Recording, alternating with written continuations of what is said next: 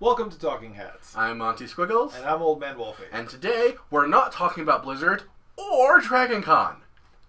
Wonder of wonders. Yeah. And breaking from tradition. What we are talking about, it's totally topical. Ish. Like 4 years topical. Yeah. Okay. Yeah. Well, not quite 4 years. We got a couple months yet for that. Yeah. We're going to talk about the InFamous series. So this will actually be the first in 2 to 3 episodes. It depends on how much time we decide we need to spend on it. Right. Since this involves playing through entire games multiple times each to be able to have it fresh in our minds again. But let's say, about 3 weeks ago, maybe a month ago, you started playing Second Son? Yeah. So he was playing it on his, because we have PS Plus, so we both had it, because we grabbed it when it went out, even though we hadn't played it. And he started playing it for a while, and was like, oh, this is great. Let me try playing it. So I started playing it, since I had the copy, and then we eventually also played First Light afterwards, because it went on sale. And it made us start thinking about the InFamous series again, which we have not thought about or really played for years now. Yep.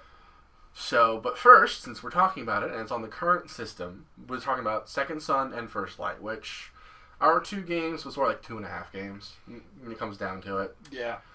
They were both released in 2014, months apart. Second Son was March, and then after that launch, they started development on First Light, which came out in August. So that had a very quick turnaround, but considering they only had to make the Curtain K maps from scratch, everything else was in there, including enemies and everything. You know, it worked out.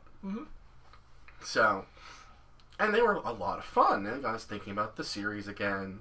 So we're gonna today we're gonna talk about those 2.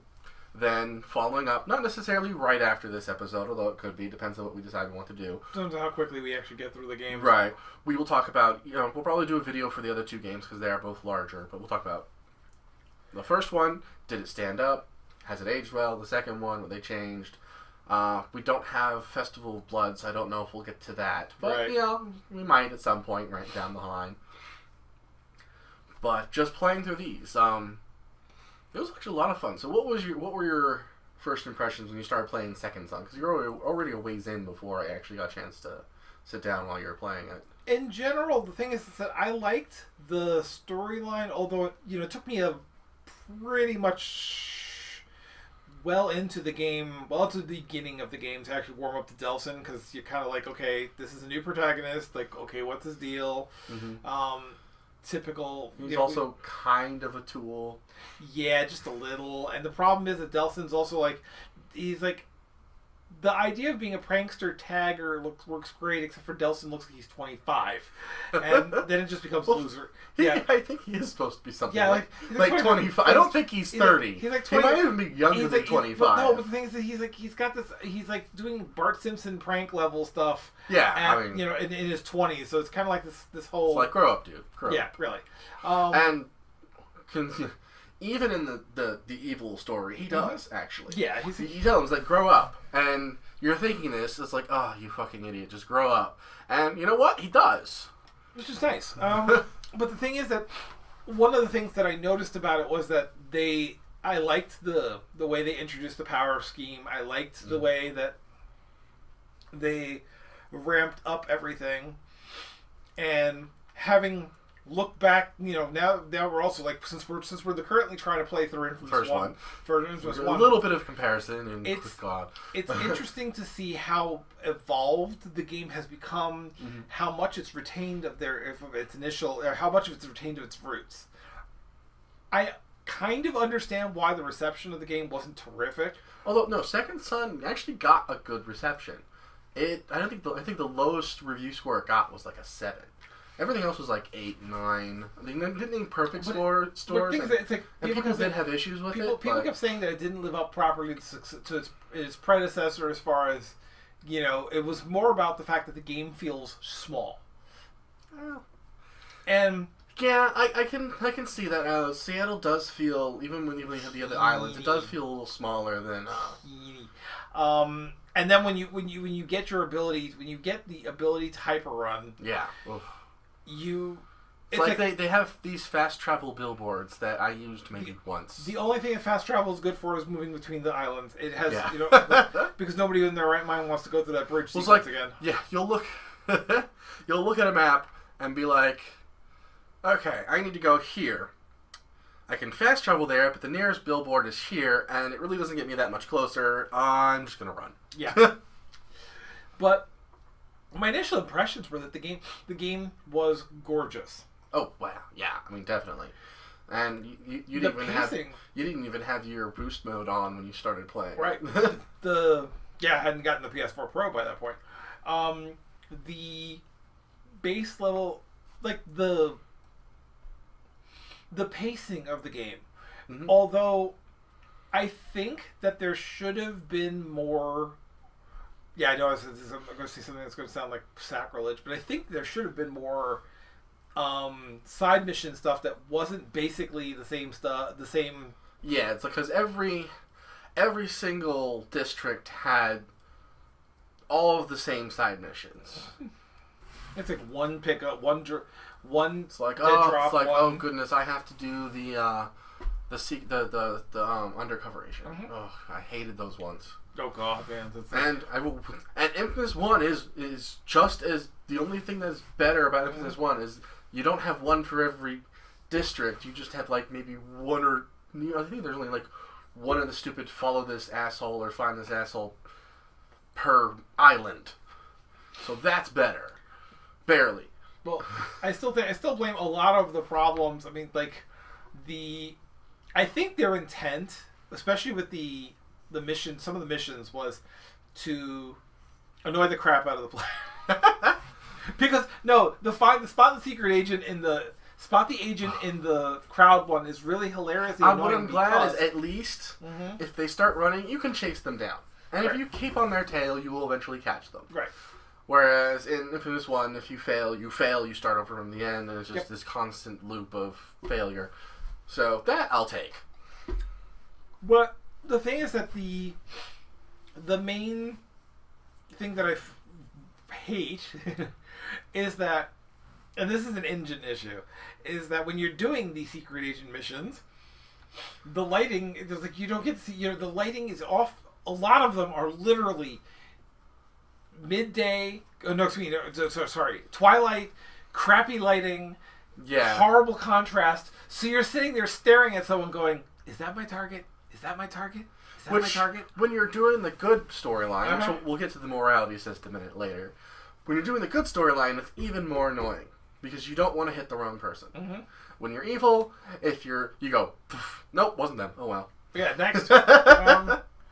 And it's just whether or not they'd see you was so finicky. Like I'd had like one time where I was standing in front of him for a good few seconds before he ran, and that's the only reason I realized it was him. Oh yeah, well the thing is, apparently the idea is that you can actually, as long as you don't hover your cursor over them, you're not looking at them. So the idea is that you can if you can walk through the park with your head down essentially, and just use the camera clipping to figure out where the hell your target is. Well, that is. But the problem is that as soon as you raise your target, you better have you better be using sniper mode and slow time, because that puppy is gonna run like he stole it.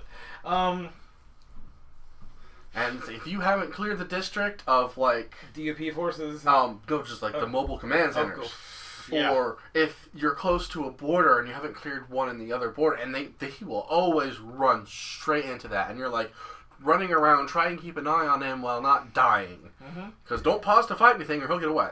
Yeah, exactly. Which kind of annoying. But it's just. They could have made it, a little bit less. It does feel like there's like 20 buildings per square. There's 20 buildings per district. Well, Seattle's not going to be like New York, Empire City, which is based on New York. Right. You're not going to have the same kind of buildings. Right. Period. You're just not. But the thing is that it just felt. I mean, the cities felt like Seattle shrunk. Like the shrunken, like the Reader's Digest version of Seattle. It's got the needle. That's all you need, right? Yeah, exactly. It's got the needle. It's got the Starbucks affiliate. The requisite Starbucks-like thing. But overall, the thing is that it was very engrossing. Mm-hmm. The gameplay was fun. Yeah, it was. Except when you're playing Concrete. Because the thing is, even with the Which is fun. Well, Concrete's like a consolation prize at best. The Concrete is at best, consolation prize, because you really don't get to do anything with it until after the game is over. And if you've already completed all the districts, like if you play the way I do, all you'll have to do after you defeat the boss the first time is go into your powers menu and put all the rest of your shards into the drain concrete, and boom, that's everything. There goes your 100%. And you can start doing district battles if you feel the need, though I wouldn't understand why. There's nothing, you gain nothing from it. Yeah, it's not that fun, really, to just do those. Yeah, it's just, like wailing on enemies. Whoa, okay. It's like there's no more stakes. So the thing is, it's like, but it was so much shorter than the other Infamous games. Yeah, probably. Because I beat it in, 4 days the first time? Mm-hmm. And I beat hard mode in 3. Oh wow! I still have to do my expert. Yeah, I haven't done that yet. The rather not the hard mode. I'm sorry. I did the evil. Evil mode. My evil run through was like 3 sittings. I did it in 3 sittings. I don't remember how many I did. It was probably about that. Yeah. Because you already know what to do. So it's like playing. You flash through it all and you do your evil stuff and. You can see all the other spray. I mean, it was like, really? I wish there were more tagging sequences. Because they're very gimmicky. You hold the controller sideways, you shake it like a can. It's silly, but it works. It keeps you in the idea that you're actually tagging this thing. And I just think they were fun little art pieces. Yeah, they're fun. I think there could have been more of them. I still think that it would have been better if there had been like more variety in them. Mm-hmm. Like you could choose like a menu of different options for tagging, because the problem with the pre is so pre-scripted, though. That's what makes it feel so gimmicky. Yeah, if they had like even if they did it like by island, like because you're different parts of the story at different parts of the city, so it would make sense that the stuff he's tagging would be different, right? And so have the tags, because they give you the option of tagging with your main tags when you tag the UPs at call center. It gives you 4, right. And he'll use the expanded version of that for the billboards when you do the showdowns. Right. Which I didn't realize until I did the second one and I chose something else, because I'm not going to choose the same one. And it was like, oh great, so now we got to play this game 4 times to see all 4 billboards. Although you really just have to play it enough to just get to the billboard. Right. So it's like, I might do an expert playthrough so I can choose another one there. Right. And then I can just start a new game to see what the 4th one is, and then be like, okay, I'm done. I'm debating I'm probably going to do my expert on good. I really think that it's just the survivability. I think the overall utility is probably better. You can heal a lot easier. The slow time is essential for so many things. So I guess this brings us to the meat and juicy, the morality system.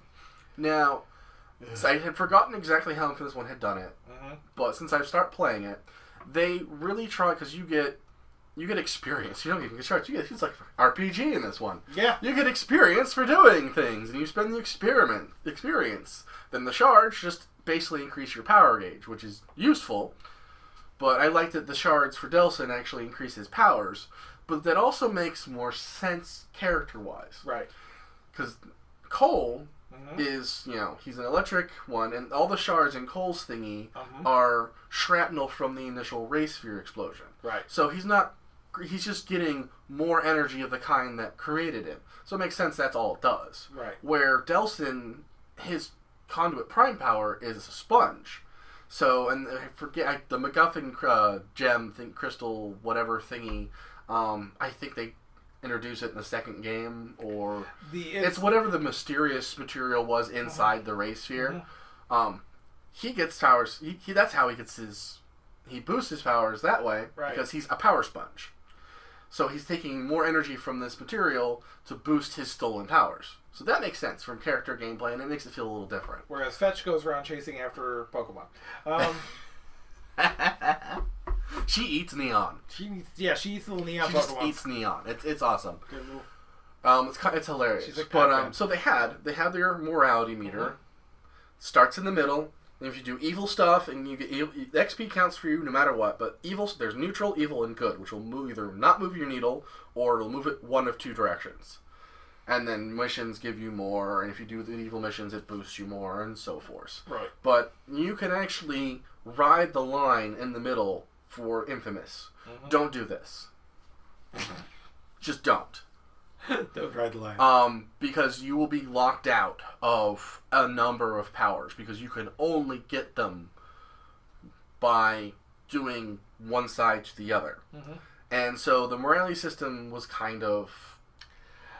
It was binary, almost borderline arbitrary. It's like... But it's like, it was binary and arbitrary, but it presented itself as something with important... Where you had... the way it presented itself did not... Excuse me. Can't get this thought out of my head. Essentially, they didn't have it present properly. Right. Because there is no benefit for being good or bad or whatever. Except I mean, the game would change at all. Like, if you could start the game and go, and actually have a binary choice when you load the game. Do you want to be good or evil? And choose then. And then that's the only choice you ever get through the whole game. That's the best way to play the game, whether you one or the other. They're both equally good, but you have no benefit from trying to mix and match. Right. There is no... Like, if there was a morality system where you could be good and evil, and neutral had its own power set. Right. So that there was, okay, if I go all the way good, I get this set of powers. If I go all the way evil, I get this set of powers. If I try and stay in the line, I get this kind of stuff. I don't know how you can... Then you basically just, instead of being binary, it'd be tertiary. You would just have three choices. Right. There's no real point in changing the way you go. That's kind of the problems. Like, other games that have a lot more depth to them, like Mass Effects and Baldur's Gates. Right. You can have because you can have more of an impact if you have somebody who's going back and forth on the situation. People's opinions will change and go back or whatever. It's easier to make that system feel meaningful. The biggest issue that you wind up having is because of the way that they structure the powers in the game. Everything's locked behind a karma wall. So you're either if you have to you have to commit to whatever you're playing. You are either playing the benevolent god or you're playing the mawkish dictator. You know, it's like it's not like benevolent god. You're more like the benevolent trickster. Well, depends on which. If for Delsin in particular. For Delsin. For Second Son, you're the benevolent trickster. Or well, the thing is, like the thing about Delsin especially is Delsin's particular bad journey, the karmic bad journey, is that he's more of a very, very Kylo Ren-ish type, angry at the world. Yeah, he's consumed by the power and he feeds into the hatred of people and conduits and becomes everything he's doing is just for his people. He's kind of becoming an Augustine. Right. Only the way he decides to save his people is not locking them in cages. Right. Cole, I don't remember enough. I have to get through, but we'll talk about that when we get to it. But my bigger point was what Second Son does, where while it always presents you with both choices and everything you do, including like even the spray paint stuff, when you look at when you go to load up your increase your powers, it says on there requires this, requires that. Right. There's no XP meter. There's nothing to suggest that there's any benefit to not just picking one or the other. So realistically, at that first choice, that very first choice, they could remove all other choices. Yep, they could. And really, what you could do then is like if they did that, then like you could have 4 choices for every single spray can. Right. Because you choose good, you're only ever presented with good. You choose bad, you're only presented with bad. Right. Since there's no reason to do either one, you could do that. But I think it's good that they did that. Right. It's binary, it's arbitrary, but it is a theme with the InFamous series. Are you going to be good? Are you going to be bad?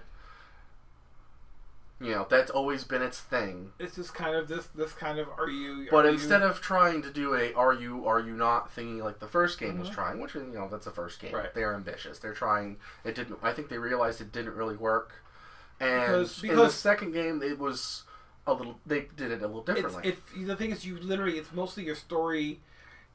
When you choose, you actually choose, and the story adjusts accordingly, and does a very very weird 11th hour left turn, which from a writer's standpoint that Which kind one, of Second Son? no, Infamous 2. Okay. I rolled my fucking eyes so hard. Yeah, I didn't get to the end of Infamous 2, so don't tell me what it is. Yeah, don't worry. I'll just wait till I get there so you can experience my reaction. Yeah, it's like wait for the wild left turn, the plot. But that is always difficult to do. Yeah, it's not. No, it's not. It's handled pretty well. I mean, I liked it, but I'm sitting there like going, really? Is that what we're doing? Okay, I guess we're doing this then. Okay, I didn't know I was on the crazy train, but choo choo. Yeah, seriously. The one thing that it is funny watching him play Infamous 1 was hilarious because it's between the Cole is both sticky and Cole is floaty. Both horribly floaty and horribly sticky, and he's practically always at the wrong times. He's like a static balloon. He really is. Will it stick? Will it not? I don't know. But whatever one's worse for you, that's probably what will happen. And the reticle movement has 2 speeds. Yeah, like, and they default you to fastest, and it's like tip. I'm like, this is good. I can change it. And now it's like, yeah, okay, this is better.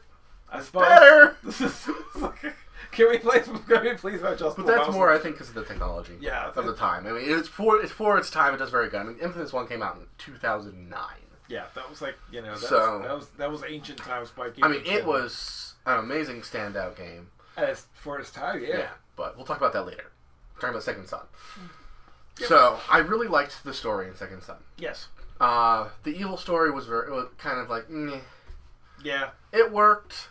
It made sense. His character motivations made sense to a point. Yeah. The problem is, the other problem that it has is that certain plot beats have to happen no matter what. Ergo, characters, like Delsin, for all his being rah-rah, I'm a bad guy, I'm massively murdering everyone, nobody seems to respond to that like he's doing that until the very, very end. Yeah. The people will run from you and yell at you, but, like, your brother should be commenting if you kill cops. Your brother, especially if you kill cops, because your brother's a cop. Yeah. And the two of them have amazing chemistry. Like, they're perfect characters. It's great. He's a great character. I'm so glad he's in there. In a lot of games, that type of character would be dragging it down, but Infamous has done a good job. And Cole and Zeke were pretty good. Yeah. So Infamous 2. But Infamous 1, it's kind of like, they work. It works. It works. It's good for its first time, and then the second one, they really got all their kinks out, and they knew their characters better. It's just a shame that Grand Theft Auto went until episode 4, and then they had the kind of Cole and Zeke relationship between Nico and his brother. It's like, oh, man. It's kind of felt like. I'm like, I haven't ever played those games. But the thing is that Second Son does a lot of things right. I mean, I would say just about everything it does that is changed or evolved from the other games is an improvement. Also, the interesting thing of all the magical parkour powers that he has are explained away by the fact that he's a tagger, so they have to get up to weird places, and that's... Yeah, but you know what? His parkour powers... he looks like a toddler next to Cole. Well, yeah, I was like... Cole flinging himself slightly to all of them. They really went all in on Cole. Yeah. With his parkouring animations and everything. You believe it. Delsin, I can believe him climbing around simple things because he lives in the sticks. But it's also like, halftime he's crouched over jumping is how hilarious. But, once you get to see your smoke power, it's like you get around with your powers. Yeah. It's like, that's how you get around the city. And Cole can get around his city without powers very easily. And the thing is that when you get your powers, except concrete. It's like, okay, we're gonna keep going back to that because it's like and really concrete is a great we're ragging on it constantly, but It's a great combat power. Like, the only thing you really need to use it for is fighting the final stage of the final boss. Mm-hmm. And if you have done anything, if you have other stuff you need to do in the city, great, you can use it. And it is harder than the other powers because you don't have a lot of the mobility or the healing or defensive stuff. Yeah. But I mean, you take less damage. You deal out massive amounts of damage. I mean, it's great for being a kind of glass cannon. I would say, at least with the powers they gave you, Concrete makes a better villain than it does a hero. Oh, yeah, absolutely. Oh, my God. It's like, I cannot Not imagine. that you couldn't make I would love to actually see a game about Augustine and what happened to her before she created the DUP. Yep. I really would. And they could do any kind of stuff with the Concrete power, because she can do ridiculous things now. And what's funny is that, like, Augustine's this weird character because she's a colossal bitch, and you know she is, and she's the character that you love to hate. I mean, you really, you know, and then you find out that she's far more sympathetic than.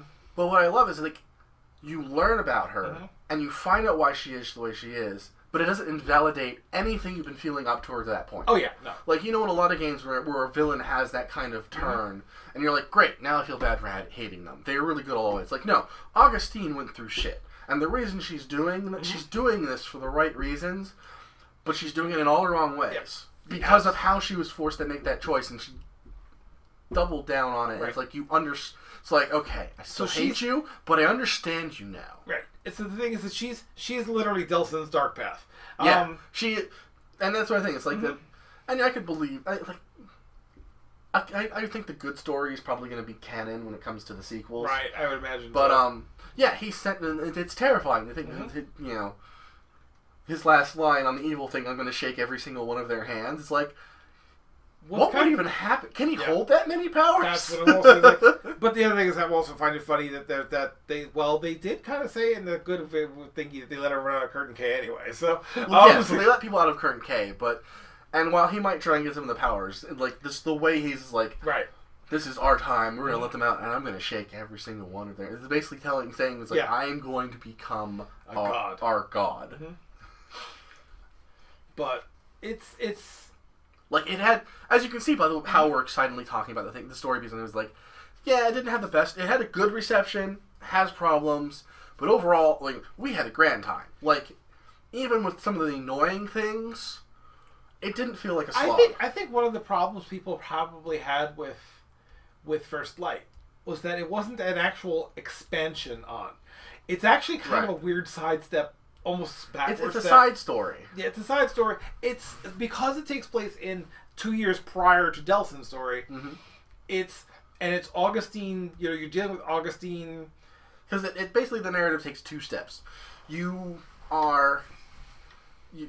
Fetch, who is an awesome character to start with. Like, we loved her already. The fact you got to play as her in First Light was like one of the reasons we really wanted to. But you have the storyline A, which is, after her capture, she's in Curtain K, and Augustine is interrogating her about her life. Right. As well as seeing what her powers can do in their little danger rooms. So you do a little sequence of that, and then you go back 2 years ago, and you go through the story, and then when you reach a certain point, you go back to Augustine, you do some more arena stuff, then you go, and it's this back and forth, and the way that they explain away how you don't have access to all the powers she has at this point is because she's literally holding back and not telling Augustine about them. Right. Which makes sense. It's in character. It works. They don't have to ham-fist anything. And you learn how she got those powers, why it happens. Right. But until you get to that point in the story, she just doesn't say anything to Augustine or doesn't use them. So it stays a secret. So that works. Right. And her story is like, I was reading a little bit of this, like, they wanted to do a darker story than Second Son, and they did. Yeah. Like, and the one thing that, aside from being shorter, it only has, like, 1 island, I think. I don't even know if it's the whole island. I think it is. No, it's the whole island. It's the whole... You only have 1 island out of the 3, even though you do have 3 different arenas that have, like, the first 2 arenas you can do, I think it's, like, 3 or 4 different things you can do per arena. Right. And if you have Second Son, you can do them all as Delsin as well. And then the final one is just 1 thing and 1 for each of them. Right. So you get more variety there, but I'm like, it works. I don't know if I'll ever finish it unless I feel like doing some achievement hunting and really tedious stuff. Right, some of the stuff is kind of grindy. And when the fact that she can't get away from danger easily and just run away to somewhere else makes it more challenging. Right. But, where was I going with that? I lost my spot. Okay. Damn it. This is what happens when you fly without a net, folks. Yep. You hit the ground. Splat. But no, the thing is, it's her story is shorter. Her story is. Oh, now I remember what I was getting to. So I got back on track. Yeah. So the story it's shorter, which you understand because it's just an expansion, and they did it in, like, seriously, March, released in August. Like, they did that entire thing in that amount of time. They did an amazing job for such short a development, even though they reused probably 98% of their assets. Right. But it still worked really, really well. It was nice. Her power set felt different. But there's absolutely no morality. It is just straight storyline, which I think was the right choice for this particular character, because you're telling what happened. You're saying how she got to the point she was at in the game when you meet her. Right. So it also explains you can't have two different paths have the exact same ending. Right. It also explains why she's more powerful than Delsin. Yeah, like when you have to chase her before you really meet her, and you're trying to follow her in the city, and she just completely ghosts you. She gets past you. It's like when you play First Light, you understand why. Yeah, you understand. There's no way Delsin was going to catch her. Yeah. At all. And you also understand how she can do some of the things that she can do, like the laser beam, the long lens. Yeah, well, you never get the laser beam in First Light. Yeah, which is weird, but well, that's fine. I mean, she's still. It's still 2 years before. She still had more training. It's like, so you figure that But what wonders when you have the characters, when you have the way the character beats went for that, and since it's canonical to the other InFamous games, it dovetails nicely into the story. And while I've read a lot of people are saying it's like you should really play First Light before you play Second Son, I think that's wrong. No, it's like it's better. And I understand the reasoning they are saying it is because is gameplay wise. You go from having 3 powers, 4 if you count concrete. I don't. 3 powers in a game down to 1. It feels lessing, and it's like I didn't feel limited. I didn't feel like there wasn't as much there. Because the powers were very similar, so you felt comfortable with where you were, but different, both aesthetically and mechanically. Right. And it was a tighter paced story. Right. And of course, they didn't release it for $60, so right. you were also. And it's also, I think, because for $6. Honestly, if you have not played Second Son first, and you play First Light, you won't make it. Well, nothing. Then the second to last boss will not have the same emotional impact for you in First Light if you play that first. Right. And I'm going to avoid spoilers because it's really good. It's a good gut hit. But because the location is something you've been to in Second Son, and if you don't see that in Second Son, then there's going to be far less meaning and emotional hit behind it when you see it in First Light. It's better. It is actually better because you discover the location. You discover the catalyst event in Second Son. Yeah. Which makes you wonder. Then what's funny is that when you play First Light, you fill in all of those pieces that make and it's like, and when you reach that point, and it makes it far more tragic. Like, you need to know. In this case, you need to know the ending before you see the beginning, or it won't have as good of an emotional hit. So I will always tell somebody, play Second Son first, then play First Light. Well, every time I will tell them that. You can't. I mean, and it's also you can actually start playing with InFamous Second Son. Oh, because absolutely. You don't need. You certainly now, mind you, it's paced and written so that you don't need to know anything about fetch beyond what you learn in the game. Well, I'm talking about you can start with Second Son.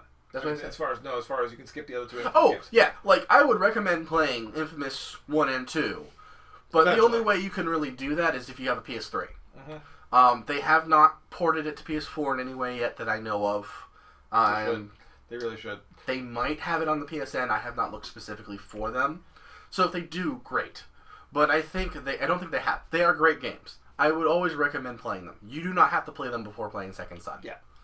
especially since they give you enough backstory without actually everything you need to understand what's going on and enjoy Second Son is presented to you without being an info dump. Right. So you don't have to. The only info dump you get is the very beginning where they're like 7 years ago shit happened. And which has less text than a Star Wars opening crawl. So, exactly. if it's less than Star Wars, then Star Wars is not bad. Although that could be argued. It's iconic. There you go.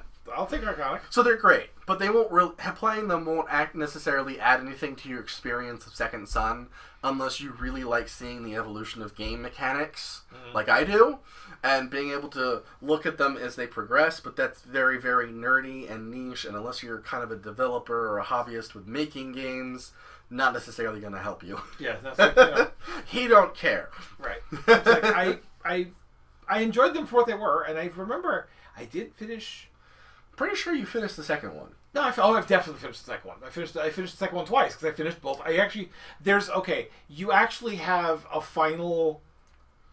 Before the final boss, you can literally choose to completely dump all your previous thingy, and you can heel turn too. That's why I said it completely comes out of the fucking blue. Why? Yeah, because don't tell me why. No, don't tell me why. No, there's no reason. No, it's not the why. The why you'll see coming a mile away, but you're going, wow. So this is how we're going to do this. But you literally can save right before that thing and play I'm gonna dump. I'm just gonna go switch completely dark side it is, and or you can go. I'm gonna be the virtuous person. Thank God they don't make me play. It's literally to avoid you having to play the whole game over twice. But no, you still have to for the achievements. Yeah, for the achievement. Oh yeah, there is that. But the thing is, since you can get both endings, you can see both endings, right? Yeah, exactly. Still, they literally. I think they actually prompt you. Do you want to save before you choose to make this choice? And I'm like, but it's like why? And it's the ultimate binary. It's funny because I'm like, they literally should have an achievement for heel turn, playing both of the endings without having finished playing both of the games. Not playing straight through. Just pick one ending, pick the other ending up, heel turn. But. Oh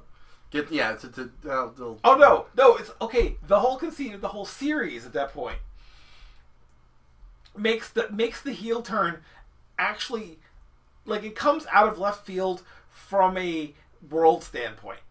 So it literally rocks Cole's world. I mean, like this, the information, the finding, the discovery is truly it causes the potential for the heel turn. It makes sense. So it's when not you watch completely it. No, ham-fisted. It's not completely ham-fisted. It's just that it's like, it's wow. It's not really ham-fisted. It's just chicken-fisted. Yeah, it's like no. The thing about it is that it's not even that it's clumsy. It's that the fact that you'll see. I'm curious. You'll probably see it coming. Probably. I tend to see these things coming. You'll probably see it coming. But from a writer's standpoint, you're going, wow. This is like there is as much as it does not kill. As much as being a writer does not kill my enjoyment of other people's narrative works, or my understanding and digging into game mechanics does not ruin my experience with video games in that way. There is still you see certain things coming. Mm-hmm. Yep. Plot twists come. You're like, oh wow, okay, certain fine, things. Sure, whatever. If it's done well, you'll appreciate it and like it, but not for the reasons the writing was intended. If it's terrible, you'll be like flipping tables. Yeah, exactly. But not for the reasons intended. But the thing is that the only thing that I kind of with the ending, especially for Second Son, it's like the good ending is almost saccharinely, annoyingly sweet, and it is honestly. It is. It makes sense. It's not. It doesn't leave me. It didn't leave me feeling let down. It's just but at least like with that one, it's like he wasn't saying we're all good and awesome. Mm-hmm. He was like, who would ever believe that us delinquents did this? Exactly. That's why I say he's more benevolent trickster because he's not a goody two shoes. No, he's not. Even with good. The bad ending is basically fuck you, fuck the world. Yeah, it's like the thing like it's Kylo Ren having his tantrums. Mm-hmm. Yeah, I mean it works mm-hmm. from a narrative standpoint. Although because Delston's supposed to be Native American, the particular thing he does at the end of the game, while anyone who's not Native American be like, yeah, that makes sense. I mean, he's horrible, but I can see him doing that. If you're Native American, be like, that wouldn't happen. Yeah. That's not the response you would have gotten. Nope. Which I can understand. Completely. Yeah. But it still is like, and it's like, and I didn't really see it coming that much, his reaction to it. Mm-hmm. But, and it's like the fact that he did it and they cut away before it happens, you're just like, oh shit. Because you can see the aftermath because you've seen it so many times in the game when you've used it yourself. Yep. And I was just saying, the production value in this game, not just it's pretty, not just it runs well, it's designed well. Their nuke powers, like their ultimates. Yeah, the ultimates. Although, honestly, the Radiant Sweep and whatever the Angel one is called, I never remember what it's called, really are meh when it comes to visual presentation compared to the orbital drop. The orbital drop. The thing about the orbital drop is that from a gameplay perspective, it's more awesome because it's literally interactive and controllable. Whereas I'm sure if part of the reason why even if Radiant Sweep doesn't look as awesome is because you're literally looking at it practically from your standpoint. Right. If you actually pulled back and watched the entire explosion bubble around him, that's like even if you couldn't aim or change anything, you had no input while it was going off.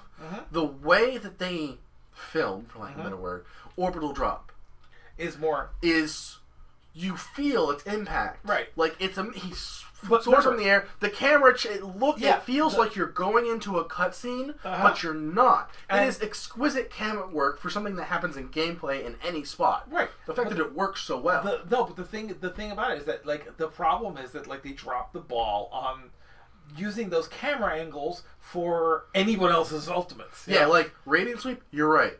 Totally should have pulled back like a top-down thingy, so you could see the whole swath of extraction around you, or even if it's just a cone, or pulled back enough to where you'd see the full explosion, not just. And the problem is the angel, the divine something or other, divine barrage or whatever. That was the one that I'm sure it looks terrific if you were actually not literally if it wasn't happening in front of you. And I think they missed an opportunity with that one because orbital drop, he drops and does this. Radiant Sweep makes sense. He's floating. He's shooting all over. Great, awesome. All he does is stand there for the last one.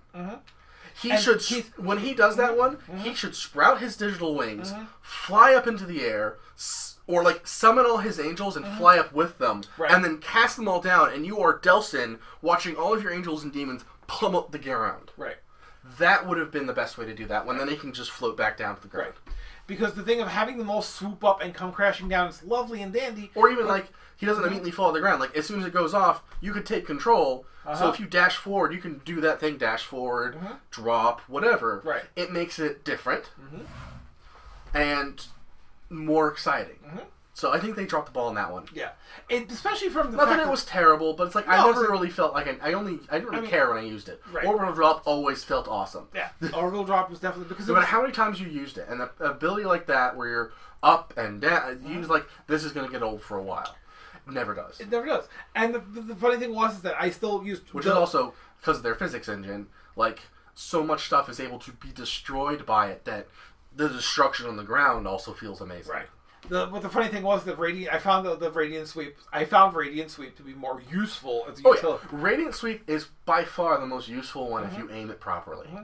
Because especially when you're trying to clear out a dupe center and you're yeah, because orbital drop, you need to be in the middle of that. Yeah, you need to be in the middle of that, and or close, so you can aim. You need to have sky above you. Yeah, because at least if you hit something and go back down, you don't lose your charge. Right. But yeah, it's the thing is that there's plenty of times where you're literally inside of practically a concrete building, a structure, a concrete TP, ironically enough, and you can't. There's nowhere to jump up. That may not be an accident. Yeah, true. Considering I believe in Sucker Punch enough that I could believe it's not an accident. Right. But the thing is that when you're doing these orbital, you can't do an orbital drop. Yeah, you got to make sure everyone will be in your drop zone, and you can actually go up. Right. Which is great because then Radiant Sweep is great because Radiant Sweep will pick because of course it's fetch. It'll actually pull people from upper levels sometimes. Yeah, it'll pull all sorts of people. They just float in the air. But Fetch's ulti is still just godlike though. It's she's her original singularity is great. And then she pulls all the people, and you only have it at the end of the game. Right. So if you don't do all the challenges and stuff, you will probably use it all of twice at most. Right. The first time you get it, and then you might get one later. But unless you want to go into free, unless you want to go chasing after things in free mode. Yeah, it's like you could see more, but it's like in a straight playthrough of the game, you'll see it twice at best. But it is just. But it is awesome. Mm-hmm. Like her normal is like she single grabs everybody up, and it's mostly just people and small things. Right. And poof, and she's just walking on the ground. You can walk forward while she's doing it. She's all with it. She's all Jean Grey all over it. But yeah. But when she gets the Unleashed Singularity, she does a fucking Hadoken.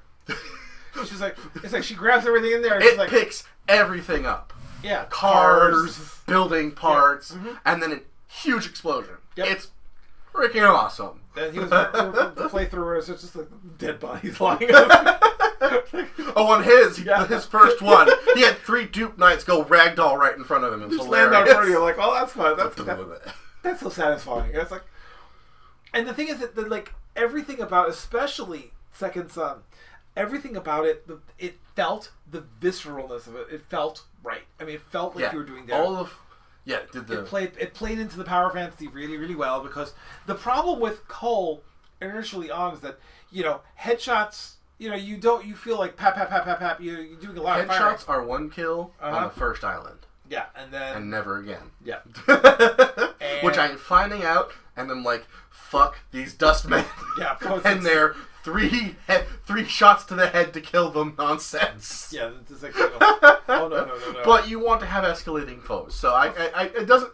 It's annoying, but it's more like this makes me hate them more. That was probably one of the concerns, because you can headshot. I mean, you can pretty much headshot most enemies in the game in InFamous Second Son. Like, headshots will, with the exception of like the rooks and the knights. Yeah, like bishops and rooks. Knights are your normal fodder. Okay. Or one step above. Right. I think the knights are the ones where you have to shoot 2 parts on them. Yeah. Pawns are just 1. The bishops don't have anything. They just have. And the rooks don't have anything. They're the ones that try and trap you. The whirly ones, yeah. And so it's like, and that works, because you can't cheese those enemies. You have to fight them somehow, but it's not overwhelmingly so. So what the hell are the guys on the? I wonder if they have a name for the guys on the one you fight the one time when you. Unless because the only reason I know their names is because of the challenges in First Light. So if they appear in First Light and I play enough to find them, I will let you know.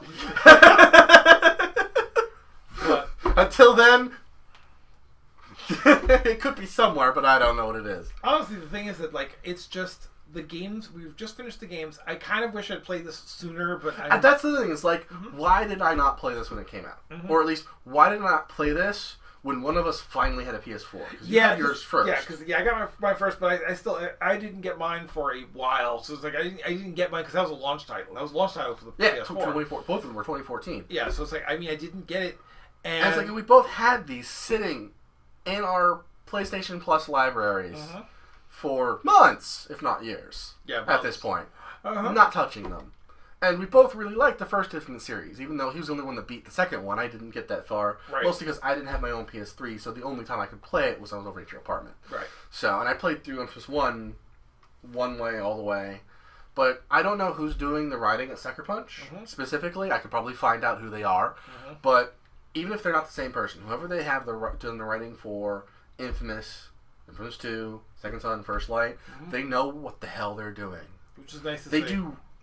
Even when they feel ham-fisted, even when it's cheesy, even when it doesn't quite work, from what I can remember playing through the first two games when I played them years ago, and my current playthrough right now that's still going, even when it was not as good as the emotional hits, and this is nothing. I won't, even though it's a 2009 game, just in case someone wants to play InFamous 1 and hasn't yet, I'm not going to spoil the ending. Right. I'm not going to reveal the twist in InFamous 1, but it is honestly one of the best in any story I've played, watched, read, whatever, both in how it hits you and how it's done.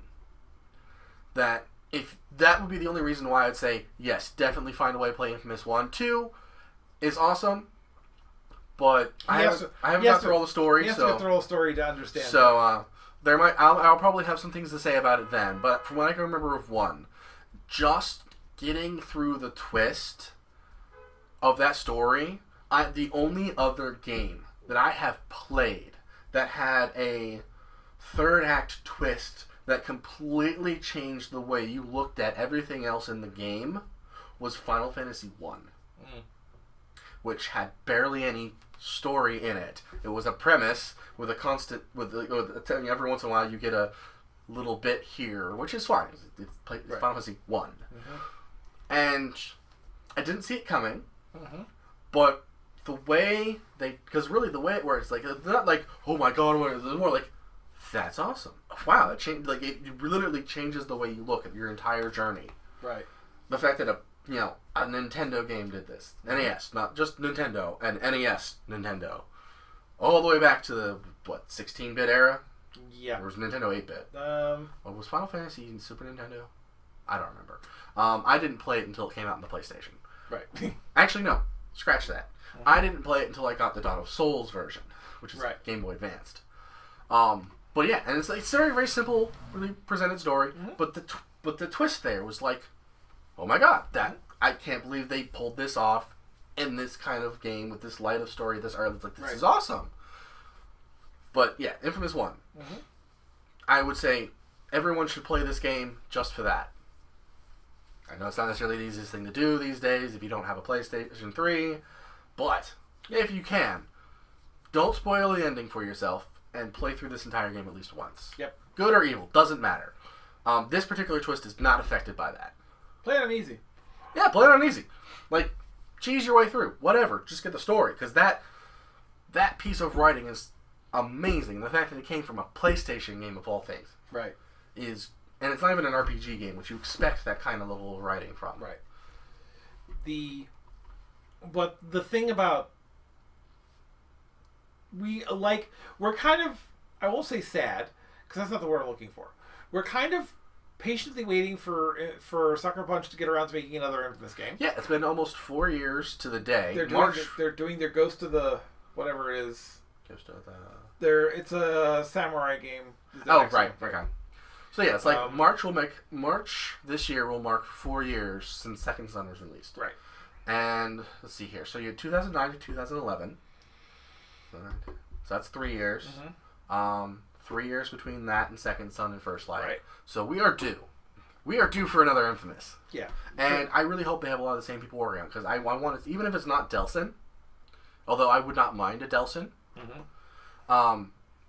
This universe is fun. It's great. The different powers are amazing. Like, the main reason I'd say do something other than Delsin is just to have a different power set. Right. And you can do that with Delsin. He can lose all his other powers. And then gain new ones. I don't care. But I still want to see a spin-off of Augustine. Yeah. Like, have it be a similar length to First Light. Right. Because it's literally her journey across a city. Right. But I think that storyline would be really fun. Even though you know what she's going to do. And you can even throw a morality. You can even throw a morality thing in there. It's like, okay, we all know the canon ending is this, but we're going to give you the opportunity to just... What would happen? What would happen if she did this path instead? Right. How would she end up at the end of that?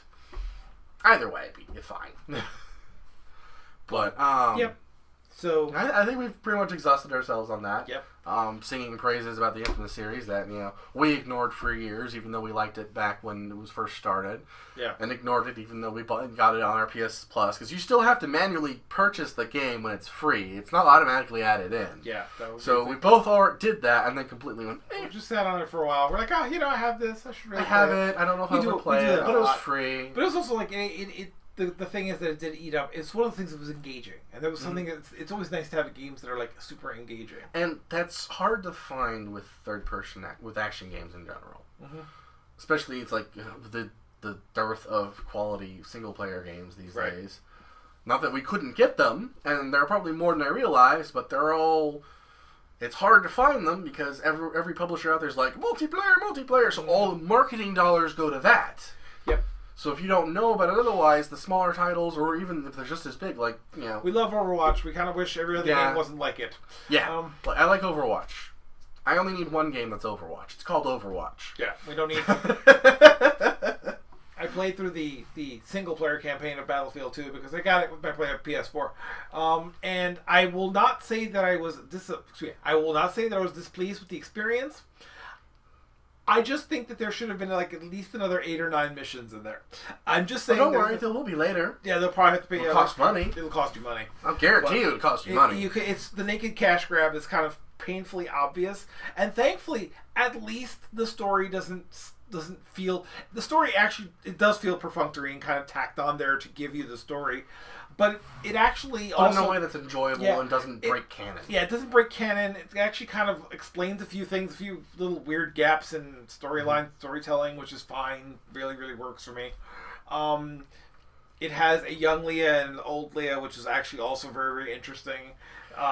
Yeah, but it's still... The game is doing so terribly both... Not necessarily... I don't know if in sales. It probably did well in sales. But PR and everything else... my God. That Disney released a patch for Battlefront 2 on PS2. Mm-hmm.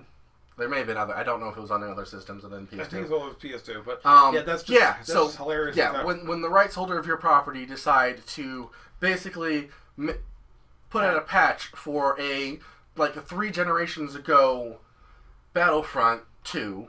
Even though you're Battlefront, they both say 2. Technically, it's Battlefront 4. Mm-hmm. Yeah, you know you're doing something wrong. Yeah, you really do. Impressive. That's genuinely impressive. I mean, they already knew they were doing something wrong, and Disney's already stopped that. Sucker Punch. Yeah. Actually, yeah. EA. So my foot. EA's in the basement. You can't see my feet down here. We're on the second floor. EA's in the basement somewhere. Yeah. Somewhere. So maybe. It might be under the basement. Okay, so that's going to be it. We're going to leave you there before we start rambling into nonsense and madness. Yes. More so than we already have. Yeah. So look forward to our, not necessarily the next one. Right. Although it might be. Depends how long it takes. And so when we get recorded in the interim. Right. But we will have a follow-up to this. We'll have at least one. I think we probably should do 2. One for Infamous 1, talk about it, then play Infamous 2, talk about it. Right. So... Stay tuned for when we bring the next Infamous, and stay tuned till next week when we have whatever the hell we have for you. Yeah, exactly. So, I'm Old Man Wolfie. I'm Monty Swirls. And we're out. Yeah.